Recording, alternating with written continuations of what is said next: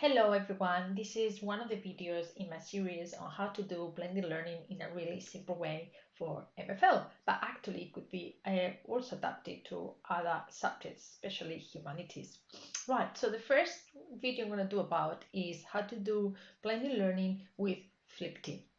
I'm not going to go through the process of how to do Flippity, but just for you to know, Flippity, you just go to the website that you get here, and you got different options here. I'm going to concentrate today on the random name picker in particular as one of the activities. Very easy to do in blended learning. Okay, once you open Flippity, it comes here with instructions and a demo. Basically, it works with Google Slides, and what you have is, let me move my face from here, is basically a list of words that you put in a Google slide, and then you need to go to File, you need to publish it. Once you publish it, you get this link. Once you get the link and you copy and paste it, basically you end up with this, which is the activity. All the activities in Flippity comes with the same contest, with the same principle. It is always a slide. You put stuff in there, and depending on the activity that you want to do, you will get different functions, either a flashcards or the random name picker, which is what I'm using today, or the randomizer. Right, so once I got my URL, this is normally what I do. In this particular case, what I've done is use the randomizer, but instead of using it with children's names to do a little bit of wheel of names kind of activity to get someone selected, okay, to speak, what I've done is I've added to my list, as you can see here, okay, lot of different words that I want to practice. So this is basically how I would use it in the lesson. I'm in the lesson, I open this. First activity that I do, translation from Spanish into English. Very simple. So it would be calling out. Okay, ¿qué significa? Okay, ¿qué significa? ¿Qué significa? This is basically based on my sentence builders. Remember that I use a lexicogrammar approach to my teaching. ¿Qué significa? ¿Qué significa? Very quickly, very quickly. So this would be like a whole lesson, me showing the screen and everybody in the lesson with their hands up trying to answer. After about 5-10 minutes and going through the list like that, I would do it again, but now I'm going to be much quicker. ¿Qué significa? ¿Qué significa? ¿Qué significa? Okay, Elena. Okay, Helen. Okay, Grace. ¿Qué significa? Okay, all that kind of thing. That will be my second activity.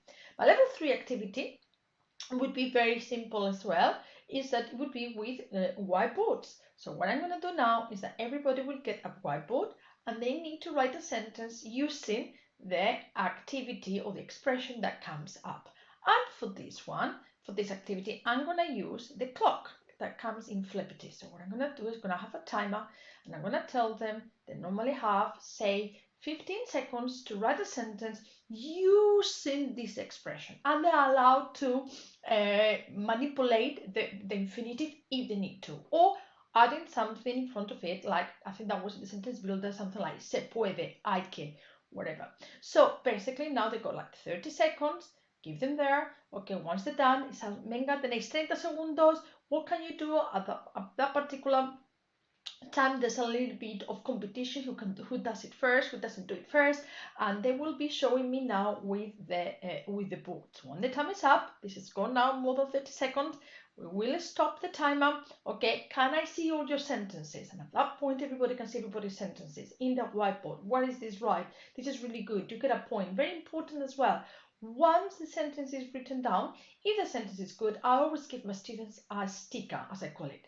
3-4 stickers means merit, which is the school system. So that all the time they're getting rewarded for everything they're writing.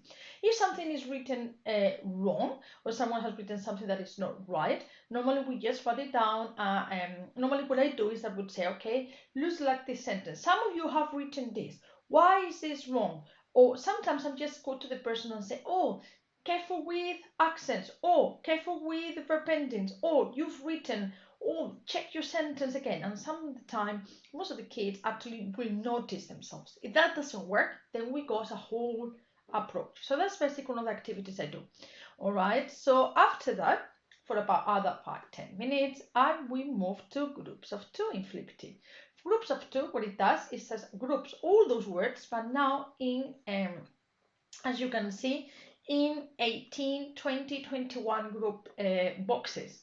Okay, so what I do now is basically the same thing. Okay, we do it in writing with whiteboards. You got now 1 minute to write this sentence. Okay, then put it back on. Okay, and you got 1 minute to write a sentence using these two words, but you need to include these two words in your sentence. Okay, go. Okay, we go there, we got the minute, write it down, same process again. Looking around, looking who's got mistakes, what is right, what is wrong, what this is a very good sentence, how we could make the sentence even more difficult. The limits are really the sky. You can go anywhere from here because you can analyze the grammar, you can analyze the vocabulary, adjective agreement, you can spend a whole lesson doing this. Right, once we do this, when we make it now more difficult, we're going to do the same activity, but now you go groups of three. So you go here, you go 30 seconds. If you want, you just can go here. You don't need to go through the whole sentence down there. Every time you press here, you will get a new set of 3 words, a new set of 3 words. Really simple. All this is done as a whole class. So you don't, if the students don't have a computer, it doesn't really matter. Right, and that's it. Then we do it in groups of 4, much more challenging. Can you now write a paragraph? It's about the same topic. Remember, we've been practicing these sentence builders with modeling, we've done listening, they're very used to, we've done vocab tests, we've done Quizlet, so they're very familiar with this vocabulary. So what I want them now to do is to practice this and to become creative with that. And if you want to make it even harder, we're going to do now a group of 5. You've got 2 minutes to write it down. Now at this point, when it becomes hard, I put them in groups. So I tell them, okay, you're going to write 2 of you in a same whiteboard. Okay, so you just need 1 whiteboard per 2 people, just because it's harder. We carry on doing this over and over again. Once we do this, what we can do normally is go back to groups of 2. Very simple. Can you do it orally? So I just nominate people. Can you do orally? And remember, every time anyone gets a really good sentence, they always get that reward. I think that's very, very important. What I end up then finishing with, okay, is that I then use my snipping tool. Okay, that you got here. Told you what I do. Here, sorry, there is something there that I got. What I do now is that I take a picture of all these little boxes. I copy and paste them several times, okay? And then, okay, I go to my OneNote. In OneNote, okay, can you see? These are basically my pictures in there from there. Okay, so what I've done is that I put the pictures there. Then what they have to do, okay, with those pictures in OneNote, we spent a whole lesson practicing them, is that now they need to write a sentence for homework or during the lesson. So basically everything we've done with whiteboards, now they're going to do it, you know, in their own OneNote for homework. So again, what it does, it reinforces the grammar and the sentence builders to go with it. So that's one of the activities I do. For blended learning as well. So far this is not blended learning, but I'm using the technology to get to the kids. Another thing that I tend to do, okay, is that obviously Flippity comes with a link, as you saw. So I put the link here for the students. What they have to do is what we've been doing, and that will be probably the second lesson, what we've been doing together as a group, okay, they are going to do it in pairs now. Okay, so what they're doing now is that they're checking each other.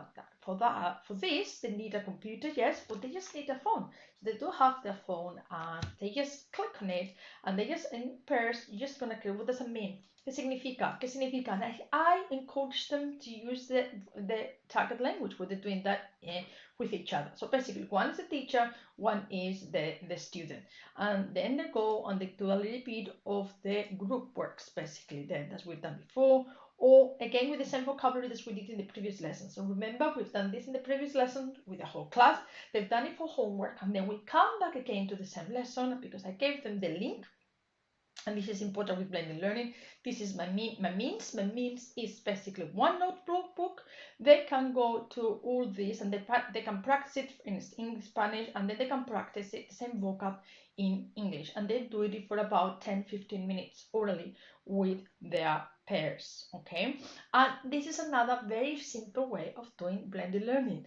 It's great for retrieval practice, for as well for spontaneity, because they have to manipulate it, for grammar, and it's a lexicographic approach as well. They can see the vocabulary in particular context, and it works really well. So hopefully that's been very useful, very simple activity, how to use blended learning. See you later.